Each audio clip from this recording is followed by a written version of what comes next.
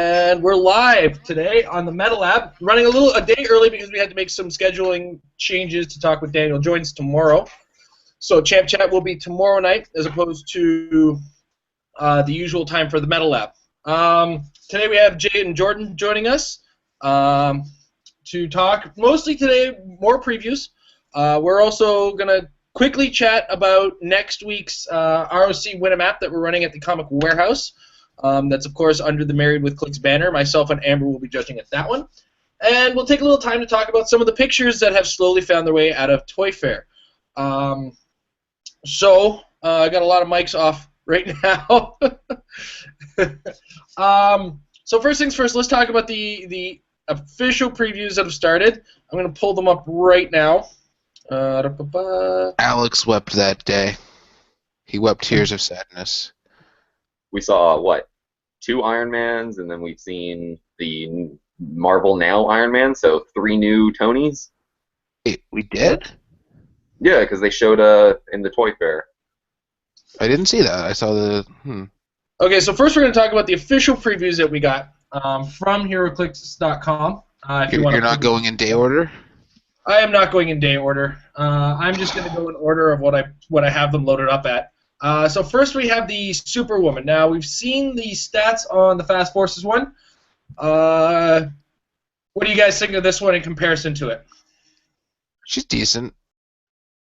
She's definitely, like, a decent brawler. I would have liked to see, like, maybe Impervious at the 100-point dial, like, for one click at least.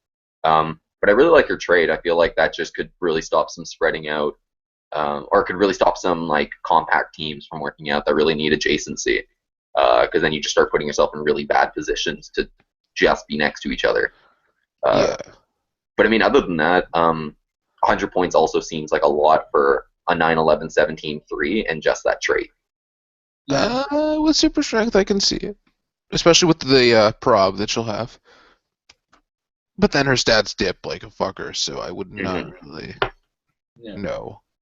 But with regards to the Fast Forces one, of course, the Fast Forces one exists almost exclusively to beat the crap out of things and to give either Owlman a bunch of things or Ultraman super strength, which is weird in my book. So slightly different take on the character from the Fast Forces one that we're going to see. Then we move on to the polarizing figure for some in our area, Wonder Woman. So this finishes up the Trinity. The low point versions of all 3 of them make a 300-point team on the dot. The high point version of all 3 of them make a 600-point team on the dot. And this, of course, adds support to the myriad of powers and team abilities that they're adding to each other. So what do you guys think of... I think we discussed a little bit beforehand, but what do you guys think of this figure as a whole? Start with Jordan. Overall, I enjoy it. I think it's I think it works well.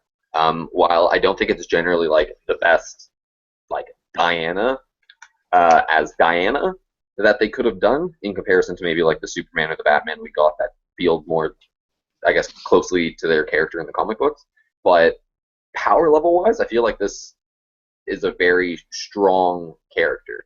And that seeing that we've not gotten a Wonder Woman this powerful before just raises to my attention that she's an extremely powerful piece. Like, she's very well worth the 200 points, giving out support. And at 100 points, she still has those traits where she can basically really hurt like an engineer or a super Skrull, because it's like, hey, no more of your support powers, and then she gives support to everyone on her team. Does no one play the LE? Like the new one, who is fantastic? I haven't had a chance to actually pull it up on the board myself. She's great, especially with any of her keywords, like 6 move and charge, stealth busting outwit, and mystics, and impervious, and then she'll heal mid game, so she's dealing on a lot of mystics.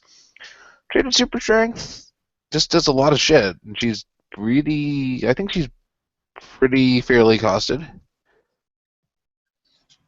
All right. Use some stuff. But the new one Good dial, not necessarily a Wonder Woman, but still very good. Okay. Now, we have to shift our attention to the land of disappointment, as I'm going to call it, because I believe this was earlier in the week we saw Green Arrow and Stargirl. So after the gravity feed Green Arrow, it's a little unfortunate to see this version of him. In retrospect, like one of the big differences is this one has sharpshooter where the other one doesn't, but the other one ignores characters and hindering as well. And then this the cool one gives, hero mechanic. Yeah. This one gives. This is more of a supporty one if you look at it, but he's a little high points for supporty because he's giving adjacent characters Justice League of America sharpshooter, and he starts off with the enhancement and range combat expert. So the range combat expert unfortunately doesn't really pair well with his running shot. But Or his energy explosion. yeah. So you're really kind of picking and choosing with this one, I'm finding. But what do you guys think? Kind of wasted points when he has range combat X at the whole dial, but then also powers on his attack slot that just don't work with it. I'd rather him just have higher damage and not have that. Like, He reminds every me single almost, click. I'm sorry. He reminds me almost exactly like the Iron Fist in Iron Fist we get in Fear itself, where they gave us one Iron Fist and then another Iron Fist who's so much more significantly better and like 8 points more. It's just like, why would I not just play the 8 points for a character who can fly, has willpower, like and all this other crazy shit, and the exact same powers and higher stats? It's like, why would I not just pay what 13 points more and get the gravity feed Green Arrow, which has more keywords, so I could actually play him more often and does more things. Yeah. That's just the only design flaw. Like, I wish they would have just given us a different Green Arrow rather than one who just does way less. I like the both Fear itself Iron Fists. Don't hate on No, that. they're both very good, but I have a very hard time using the one in white when the other one can fly and has Indom for 8 points more. I found the opposite in the meta game because at the time we had the bat belt, so No, for sure. The belt like changed some of those things with resources, but like say like take no tactics. It's almost like unless I explicitly need those points somewhere else, I don't see a point in not using them there. I mean, the comment on Iron Fist, to go off topic, is like one flaw is one has all the improved movement, ignoring characters. One has reflexes. One has that plus senses. One has super awesome improved close combat expert. Same length of dial, but like they're different. I think they're different enough. But as far as this Green Arrow goes, just simply not as good. I mean, he's kind of like the kingpin of the Justice League of America, where he's giving them sharpshooter and enhancement, but like I don't see him being played much. yeah. Well, especially when you compare him to the gravity feed one. Mm-hmm. So now we move on to Stargirl. I may cry on now.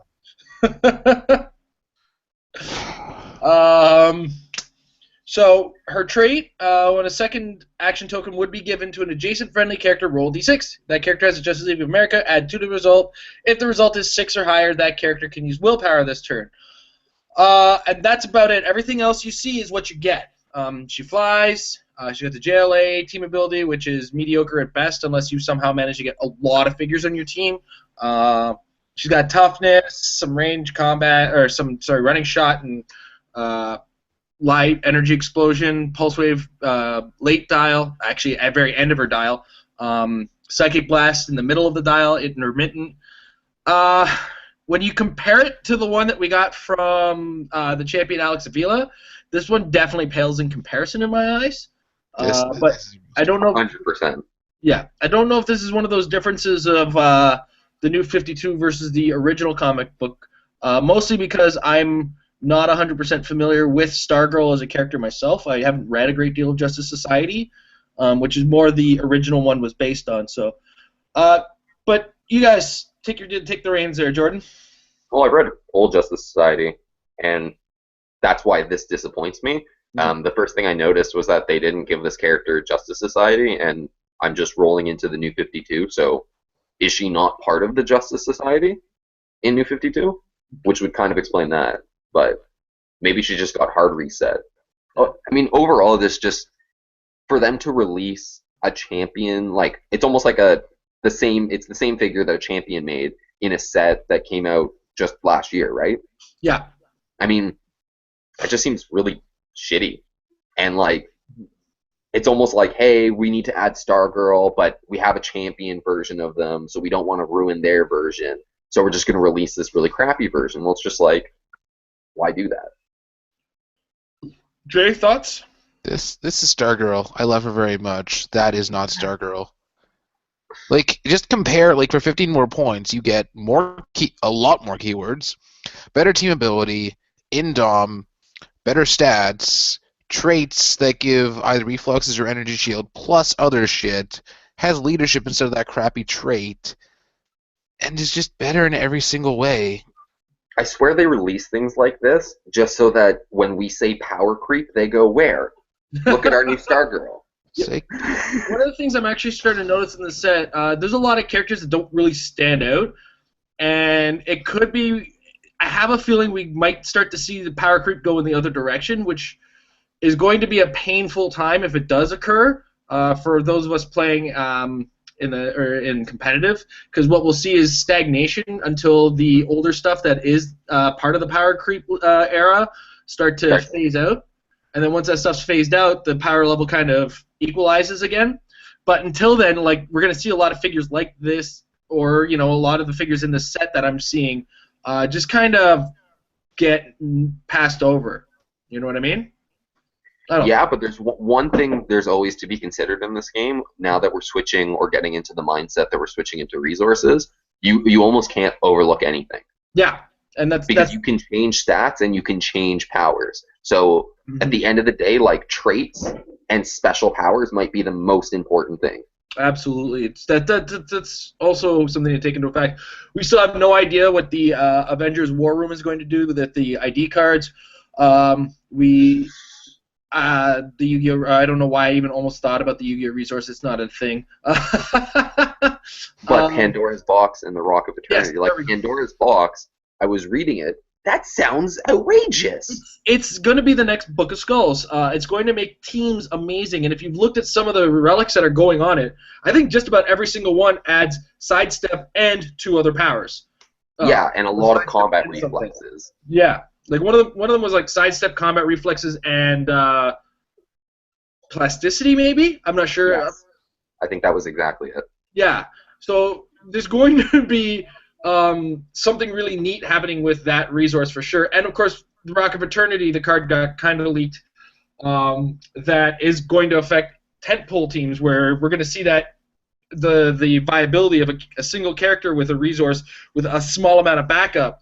Really coming back into its own, possibly. I haven't taken time to read everything the Rock of Eternity does, and I had a hard time focusing on the image of the pick card. But once I have it in hand, me and Amber, I'm sure, are going to do a big old episode on it. But one of the things I actually really like about it is, like, let's just take in that the new Black Adam, for example, who gets the +1 stall stats if he's a one-man army. Plus just to his attack if he's a one-man army, because it'll be not a theme team. Right here, Wrath. Oh, fair enough. Combat reflexes, sidestep, willpower, and opposing characters can't use shape change. Yeah. That's not Battle Fury. That's like just all the good effects from it. Yep. That would be outrageous for this character. This is the hypersonic close combat monster that if he gets based, now gets harder to hit, who can sidestep away. You can't outwit his indom, or to any point that it matters, because he also has willpower from the relic, and then he ignores shape change. Right. Find a way to give this guy's precision strike, and it's game over.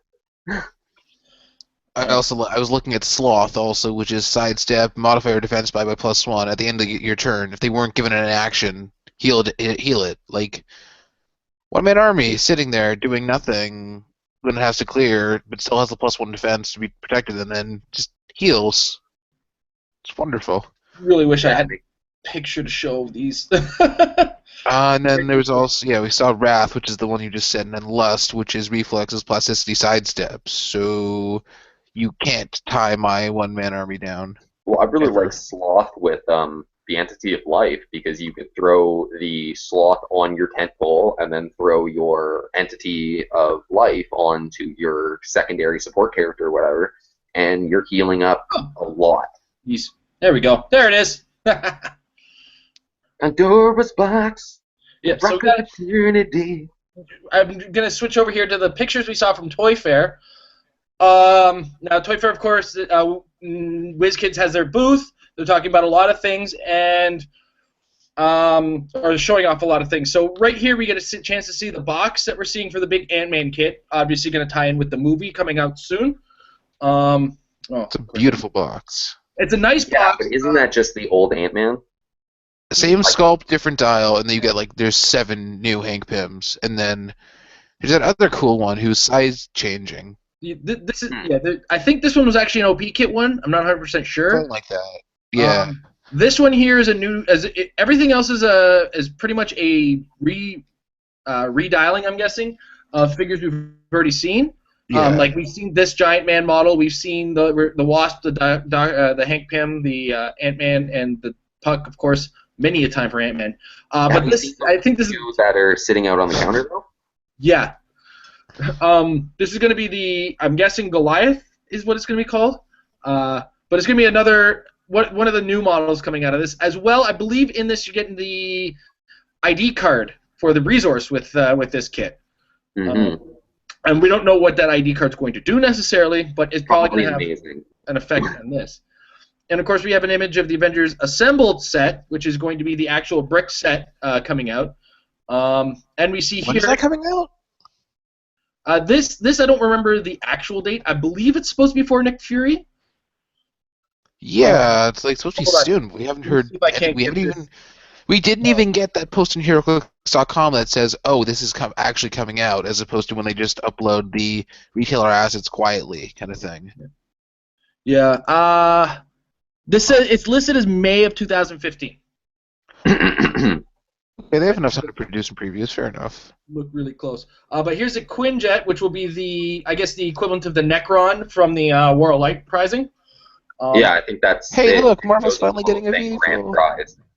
Yeah, this is one of those conversations I always have with people is what vehicles can you do for Marvel? The Quinjet's one, the Blackbird is another one that you can easily do, but then you start getting into wacky things like the Spider Car, and I don't want to see the Spider Car as a figure.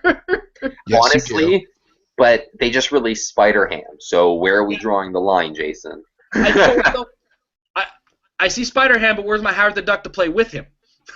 We have one in Modern. Fuck you. Too. Howard the Duck in Modern? He's riding Man-Thing. Oh, I know. I have one.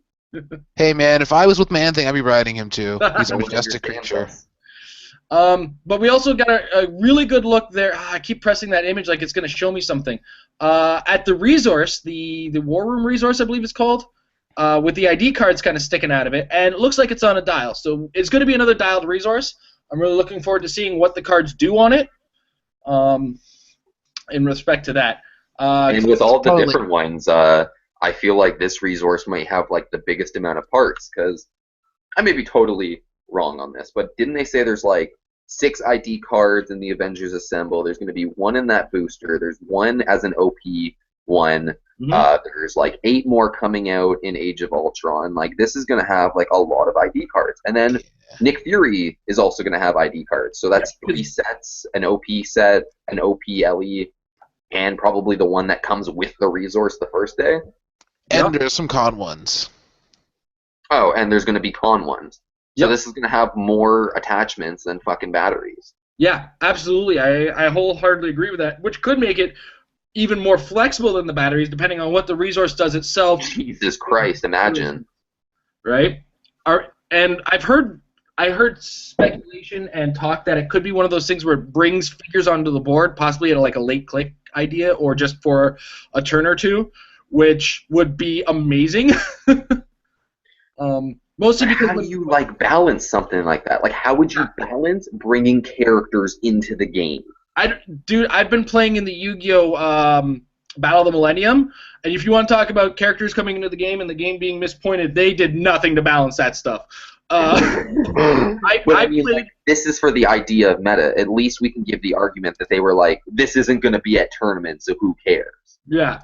It's like how they made Arwen. But what I'm afraid of is that might happen. Where I played 2 games yesterday in the Battle of the Millennium, and Game 1 was the only game where when I won with 300 or less points.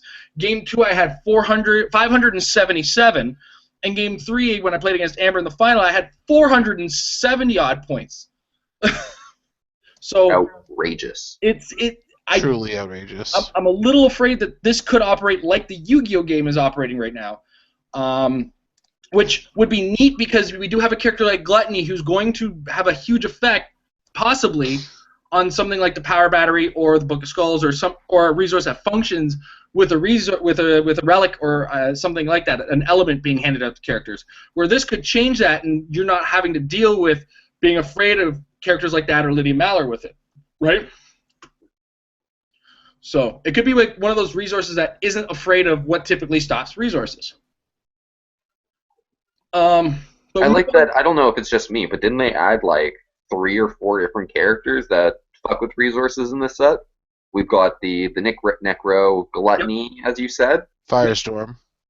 Firestorm. So it might be that point where they're saying, okay, we're going to change how some resources function so that not all of them rely on these elements that are easily stopped. So who knows? I mean, it makes perfect sense. I mean, if you want to risk it on the idea you're not going to face an anti-resource team, then you'll probably play the best resource. But yep. See, the one thing is that they caught on this that kind of confused the whole thing is that the Pandora's box, the way they worded it, or the Rock of Eternity, I can't remember which one I read, but the one as written is like when they get assigned things, they are then sinners and then assigned to the thing, unlike the Book of the Skulls where it's like you're assigned. So it's just like it almost seems like less risk, more reward in comparison to the Book of Skulls, and then like I feel like that's not nurturing to the competitive scene. Yeah. Again, I have to get another close look at these resource cards that I'm not looking at a digitized image of them to get a good read out of them. And the dials as well. I totally feel like these resources, until you play them, like, can do anything. Like, yeah, basically we got an idea of what the relics are doing, and it's just a matter of how they interact with these resources. We got some close looks at some here. This one kills me. Is this an Ultron that I missed, or? I'm not quite sure, but I'm probably almost 100% sure that's a Marvel Now character, because I don't remember him. Because that's definitely an Ultron face on a piece of metal. Yeah. Trash can Ultron? Awesome. Trash can Ultron, eat your garbage. This vision looks amazing facing through the wall. That Tigra looks like a resculpt. The Tigra... in the front of the Chaos War Tigra Rare. I don't think she actually... I think there's enough...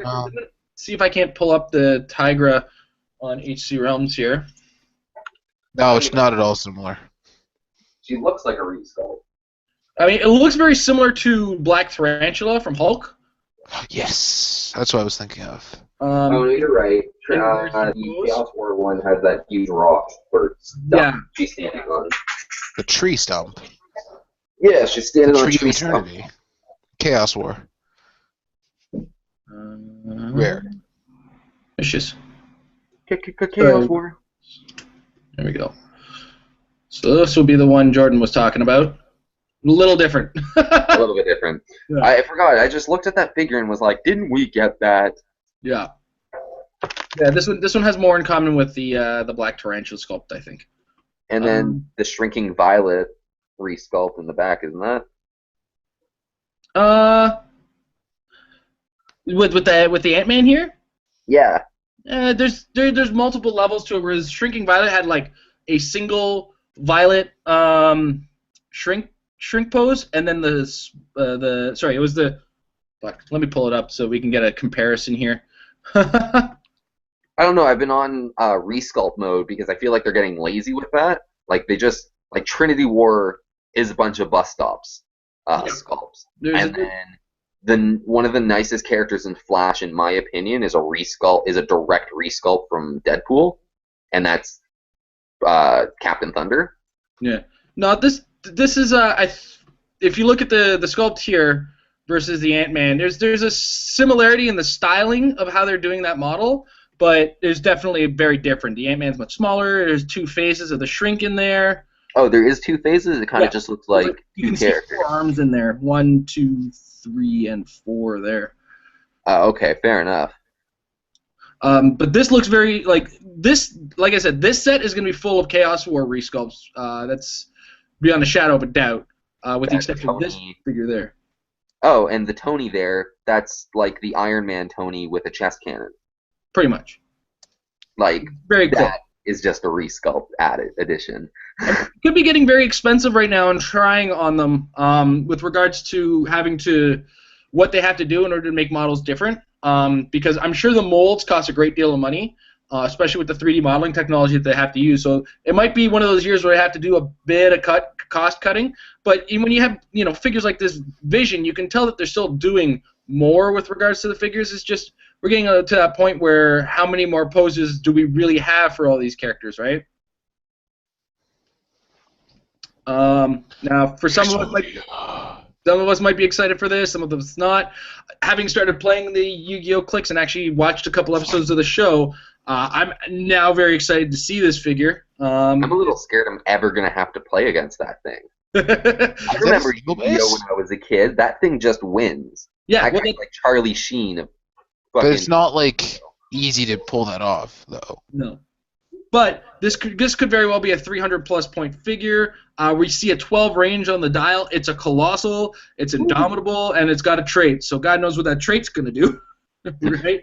End game win. I don't understand how it took this long to get that guy. He's like literally the first episode of the show. Maybe we're getting like. If I was to speculate, my guess is they didn't know what they were going to do with it. If they were officially actually going to do build of it. It could also be one of those figures that Konami might have sent back way too many times, because I've been hearing a lot about how Konami has sent back quite a few of the figure designs that WizKids has sent them. They've been very picky with regards to how their figures look with regards to the Yu-Gi-Oh stuff, which is why I think Series 2 was so small in comparison to Series 1. We might have got less back that they accepted, right? So. And then there's some Dice Master stuff that's not very relevant. So this is just a peek. If you go to figures.com, they've got a whole gallery of some pictures. They have like all the con boxes I recall. Yes, they do. Yes. We actually posted them on our Facebook as well at the Married with Clix Facebook. If you want to get a good look at the Supreme Intelligence and the Brainiac boxes. And you can't quite see. But they did like the actual like cons, like the Adam Strange and etc. No, they did show the boxes for those. We didn't put those on our Facebook. But yeah, they showed off the boxes. When are we gonna get those fucking previews? I just want to just show us. Make us want your things. Yeah, well, but in that top picture, Jason, I don't know if you mentioned they're releasing more Avengers dice and the poker chips. Poker chips, yes. And they put the Miss Marvel one in the one that doesn't have Iron Man. So now I have to buy them both. They knew it was you, Jordan. They knew it was you. They were like, yo, people want to play Miss Marvel and Tony Stark together. You know what we're going to do? Put them separate packages. Yeah. All right. So I know we got a lot of fans in the States, and I know Jay is considering going himself. So we got news now on a lot of what's going on with regards to the WizKids US Nationals. So starting, of course, with the main event, 128 player maximum per qualifier. That's a lot of people. And this is going to be, of course, there's already several players who are already qualified for Day 2, and they won the WizKids Open events that occurred. I believe there were 7 of those that happened in the States, the big sealed events. And of course, they're running both a sealed, 128 player sealed, it seems, and a 32. Wait, how does this work? Multiple followed by a cut to top 8. Okay, sorry, this is the Day 2 stuff. So this is your chance to qualify here to get to the next day. Now, it seems the only qualifier is going to be sealed. I gotta give me a second to double check here. Yeah. Wow, that's pretty intense. To get in, you need to win in sealed. There's no constructed option, which is usually the case. I know. Is fun.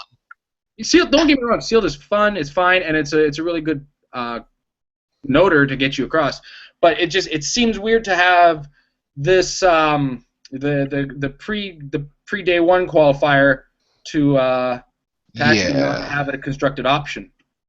Now that said, of course, I think it takes more skill to win in sealed, though.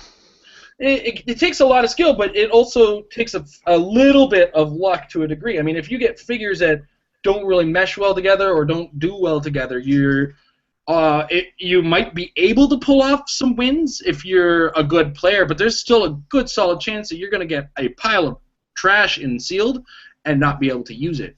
Both offer what players can do very well. One shows that in an in a random environment, some players can do better than others, and the ones that are consistently good at that are really good at the game. Whereas constructed, it's when you have all the resources available, who can use those resources, put together the best team, and play, right? So it's... And that's personally, in my opinion, the better form of competition, because when you want to put randomization to each player, you get a different outcome. But when you want to give every player the same chance when they walk into that tournament, the better players win because they're better players, not because they got lucky. Yeah. You still have to have a level of skill to play to win sealed. You can't just pull an amazing thing but not know how to play properly or play well. Yes, but there's also the idea that somebody who did pull well might get lucky. I mean, there's a lot of figures. In some cases there's just figures that will win sealed, or will definitely make top 8 so long as you put them on your team, like a Sodom Yad or a Weaponer of Cord. Yeah. Right. So I don't know. Ultimately, I just find it weird that usually you get the 2 options to qualify, and in this case, it's one big old 128 player tournament where I think maybe if 7 have already qualified, that means 25 from this tournament get into the second portion, which is the 32 player event. So, and that's going to be, of course, constructed modern, I believe. Yep, modern age constructed. 4 rounds of Swiss. It'll be 4 rounds of Swiss, then single elimination, which is awesome. Again, this is at the discretion of those running it, and I believe WizKids might have also said this is how you're going to run it as well. So I'm looking forward to it. Sorry? I thought somebody was saying something. We have the standard side events going on, battle royales, which are, of course, pull some packs, draft some stuff. Team battle royales, and then just basically throw your figures into it and try to get the most points to get some con stuff. This is a one that made my jaw drop a little. The zombie apocalypse event. You get 4 beast boosters, 1 each from different sets, to build a 400-point team with. And this is Teen Titans, Invincible Iron Man, Superman Legion of Superheroes, and Deadpools. You build a 400-point team with that. It's $80 entry, and then every player... that zombies are worth $30 essentially. Yeah, and every single player gets a zombie from either Guardians of the Galaxy or Deadpool pulled at random. Wow. That's nuts. And then the top 6 of this tournament get the draft from factory sets of Flash, War of Light, and more. What does that mean? You draft from a whole factory set, basically, if you've done a battle royale at a nationals or a worlds event, what happens is at the end of the tournament, or at the end of the game, sorry, whoever has the most points gets to pick first from all the figures that were played. Yeah. Right. So what'll happen is in this case, the top 6 will go in order probably of who placed, and start picking figures from the factory sets, and then until all the figures have been selected. That's nuts. Yeah. That's absolutely nuts. It's top 6 out of 50 players. It's not the most difficult thing necessarily. If it's factory sets, being in the top 6, you're getting a chase. you're getting parallax for winning a battle royale plus a fucking zombie. Like, Well, this one isn't a battle royale. This is a 5-round Swiss seal tournament. oh, it's a seal. Oh, I thought that was a. Oh. The prizing occurs similar to a draft for the top. Oh, okay. As well, they're also holding the 2015 Dice Masters U.S. National Championships. 64-player qualifier, 32-player Part 2. Dice Master Rainbow Drafts. Attack Wing. Wow, this is a whole WizKids event going on with this national championships. 400 points sealed with 4 packs. That's nuts. That's very doable, especially when you consider Superman and Legion of Superheroes. There's a lot of high point characters. A lot of high point, a lot of awesome support, a lot of Iron Man. Lots You of might flyers. get Iron Man probably the least good of those packs, but like. Well, here's the thing. Iron Man, you're probably going to get your brick from. Slash, you're going to get your really good figure from. Deadpool, you're going to get a solid secondary attacker from. Teen Titans, you're going to look at and laugh. Unless you pull Titans, 75-point Robin. And that's about it. The Teen Titans set for Steel. Or Deathstroke. If I was... Deathstroke can be pretty good. I found the Teen Titans set to be the weakest for sealed out of those sets. But there is some nice things you can still pull, though. Yeah, absolutely. Don't get me wrong. There's stuff in there, but a lot of it pales in comparison to what you could pull in, say, Deadpool or Slush. As well, I think one of the funny things worth mentioning, too, is somebody has a good chance of getting 2 zombie chases out of this, having the Deadpool set in there as well. Oh, well, someone's Jesus 100%. Christ. Like, there's going to be a zombie in each brick, isn't there? Or each case or whatever? Case. And it's 50 players, so 50 packs of Deadpool would be 2.5 cases? So I'm almost going to promise 3 people are going to get it. Yeah. We're going to get 2 zombies that day. That's going to be... That's absurd. That's 2 people who are... 2 people who are definitely going to walk out happy, and a possible third that's really going to be happy. At an 80-point entry level. I would personally... Potentially... What's that? You could get 2 zombies and an entity. That's ridiculous. Yes. That's...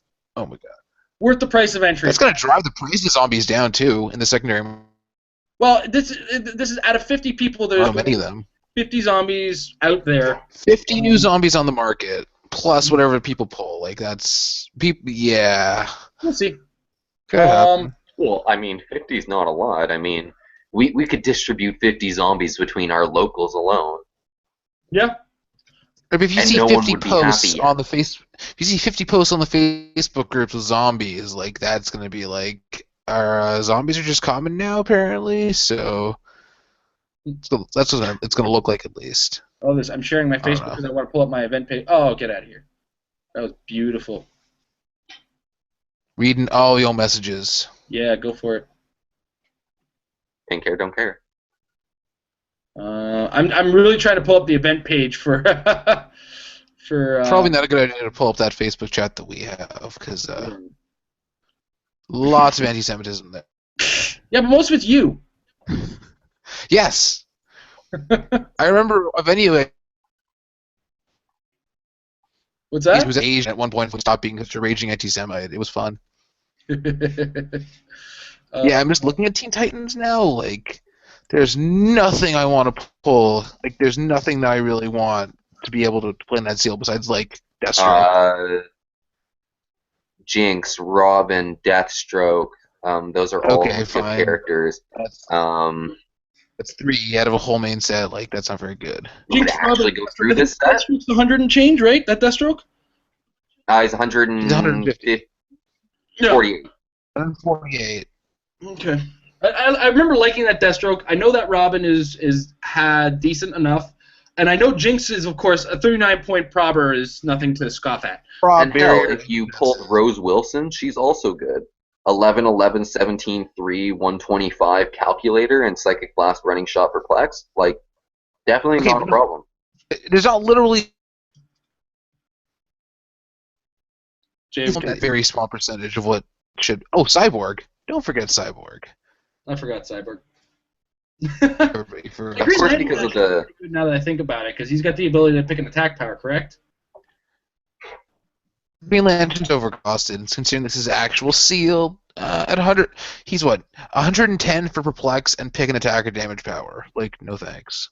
But he can carry a whole team potentially because Green Lantern. 160 out of 400 in this case, right? It's a vastly different seal. True. So, but I want to take a couple seconds to talk about my own event that I'm running. This actual coming like a week from yesterday, so it'll be February 21st. Is going to what's with the advertising? Bloody Facebook!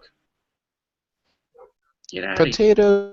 What? I don't even know where that came from. Smoke all the chips. So, of course, we got the Windsor ROC coming up on March 7th, which is really exciting news. It's going to be a super qualifier, a lot of prizing, according to the guy running it.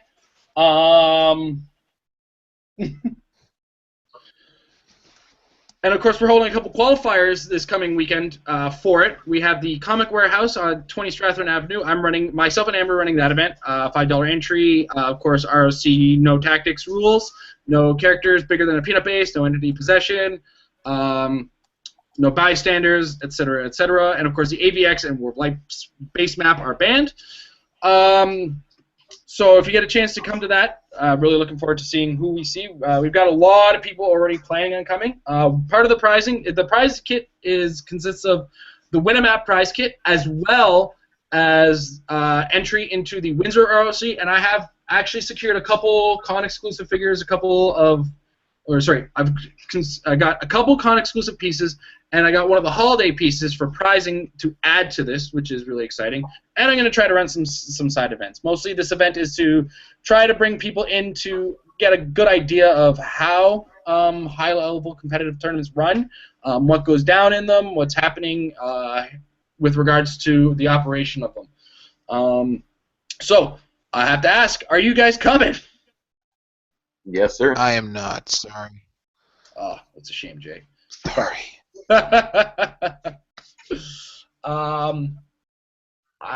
all we got for previews with regards to the discussion. And as I mentioned, I've been playing in the Battle of Millennium, which is it's fun. It feels like didn't you do an event for that last week? We've actually been running 2 weeks in a row with the event on this one, and then actually both weeks count towards event points, which is insane.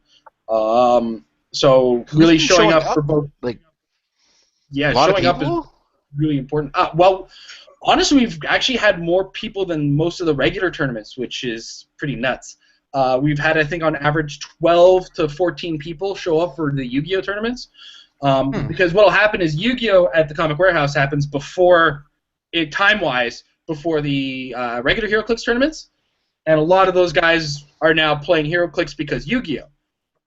So it's also a chance for us to teach some new players how to play Heroclix using the Yu-Gi-Oh figures, and it's been going. It's been good. It's been fun. I've seen some interesting stuff happen, and some of these guys are already starting to break this game with regards to characters like I think it was the Dark Magician of Black Chaos or Black Magician of Dark Chaos.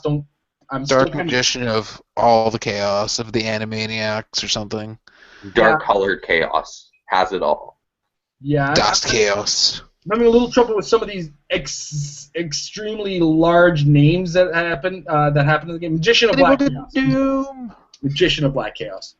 But I've managed to get my hands on 3 of the Battle of the Millennium Blue Eyes White Dragons, and I've made it my personal goal to actually get out a Blue Eyes Ultimate Dragon with one of those, especially with what I've recently learned with regards to how they function.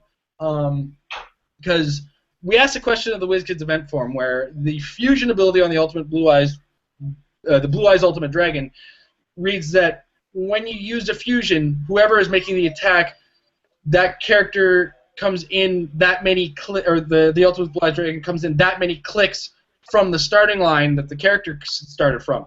So who took the one power version of this figure starts at click 5, but if it hasn't taken any damage, the Ultimate Blue Eyes is going to come in on click 1 based on what the WizKids has said on the rules forum, which because it works like split and merge, doesn't it? No, it doesn't work at all. It works in a similar manner, except you have to make a successful attack with it, and then the character that comes in gets +1 to all its stats. Yeah, that's what I did. Because when I looked at the 350-point version of the Ultimate Blue Eyes White Dragon, his first click is ridiculous. He's like, give me a second to pull it up. I know it was 6 damage for sure. With like leadership and then energy explosion, psychic blast, hypersonic. crazy shit. Yeah, 12 attack, 10 range, 10 movement, 19 defense, and 6 damage. Add plus 1 to all of that. So he's coming out of the gate at 11, 13, 27? Yes. 7. Yes. 7. Yes. I'm hearing you right. 7? You are hearing me correctly. With 9 range. With 9 range. And energy explosion and psychic blast, I believe? No, just energy explosion. Even Darkseid doesn't do that much damage. My God. I've made it my personal mission. I don't care if I go 0-3 in a tournament. I am pulling that off in one game. How would you go 0-3 if you manage to summon that monster? You have to win at least one game. That's the most likely outcome, because I've played with the Valkyrian as well using this fusion, and the Valkyrian wrecks house, and it's a lot easier to pull off using its characters, because the Magnet Warriors have one guy who can pull in a guy, make an attack range and pull a guy to him. Well, all right, I've made my hit now, and you're here. Welcome Valkyrian to the table with +1 all his stats and can't be penetrated. There is no balance in the Yu-Gi-Oh realm. Now, also every single game though, I've come across. I played out of the 3 games I played in the tournament, 2 of them, Amber included, as I give her a dirty look over there. She's just over there. They're using the ritual ability to bring in the Magician of Black Chaos, and it's usually on a character who's about to die. So I've done a whole bunch of work on characters who should be dying.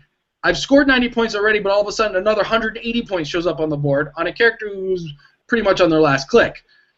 I have been stressed out so much in those games, and I've managed to pull it off because of Jinzo is a wrecking house, and the resource brings in a Pog that makes Scotty's Warbot weep. Scotty's Warbot has got nothing on the 50-point Vengeful Spirit coming from the... Don't forget the 5-point Pog with phasing and power, but yeah. That Vengeful Spirit, I kind of just want to play, like, 6 of those. Unique. Yeah, I really wish I could just play a team with those, because they are disgustingly awesome. But, like, 50 points, though. Yeah. There's no willpower. Like, what you're getting for it is... but one of the things about the resource is that it comes out at the end of your turn for almost no effort. All you got to have is less than on the board the number of points that's showing on the dial of the resource. Now, if that means if you're showing a 5 or a 10 or even less than that, and you have nothing on the board that's been brought out by that ability, you bring this guy onto the board. You just can't bring anything next turn. Oh darn! I've got an 11 attack, 11 movement, running shot, charge, exploit weakness, psychic blast, 18 defense with super senses. I'm reading this and I'm just... While I said that, that's what I did when Amber first told me about how that functioned. What the fuck? This thing is twisted, and Amber double-checked the ruling with regards to when I can bring out that 50-point Pog, which is anytime I have less than the points that are on there. What the fuck? Yeah. How is that? Oh, God. So my team this past week consisted of the Millennium Stone thing, a Time Wizard, a Jinzo, and a Neko Main King. That's what his name was, Neko Main King. And, yeah. And I kept bringing Vengeful Spirits out because, I'm not going to lie, Jinzo did a lot of damage, but he didn't survive the retaliation. He stopped a lot of the trap cards, though. That would have been my problem. So I wish he was like more compatible with the actual main game. But yeah, he's pretty legit. The thing is, he's got Pulse Wave, which is awesome. He's got Energy Shield and Invulnerability on his special power. His Pulse Wave gives action tokens to characters who don't have action tokens. There's a lot of these characters where you look at it and go, if I put this in the main game, I could do a lot of damage with it. With regards to the competitive meta. But I'm starting to see it's like Yu-Gi-Oh's got its own competitive meta, which is a twisted ball of messy pain. Jesus Christ. Never gonna play that. Yeah. Now, basically, I still I'm doing need to get Injection Fairy Lily because she is absurd. Hold on, let's take this in. Forest Hunter, 54 points, 10 attack, precision strike, 17 reflexes, with ranged combat expert for 2 damage. This chick's outrageous. That's a guy. This chick's outrageous. Doesn't he have a fucking beard? Yeah, it's got a beard. I'm looking at the picture. And it has like little I booty looked at shorts it, it there. looked like a skirt from the small picture, so I thought it was a girl. Booty shorts. All right.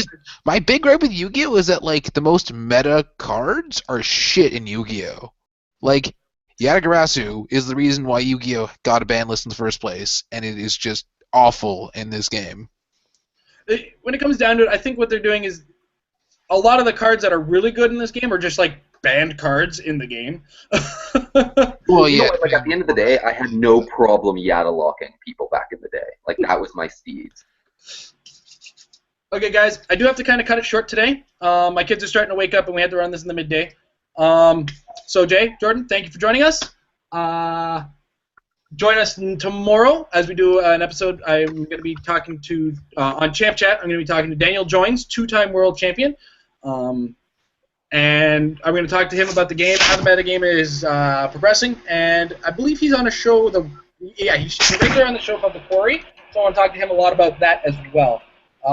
So thank you everybody for joining us today on the on our off day. And Jay, Jordan, I hope to see you guys next Monday. We'll be back on schedule for the show, and we'll get a chance to talk about how we did in the ROC Win-a-Map at Comic Warehouse. So talk to you guys then, and remember, guys, practice makes your team better.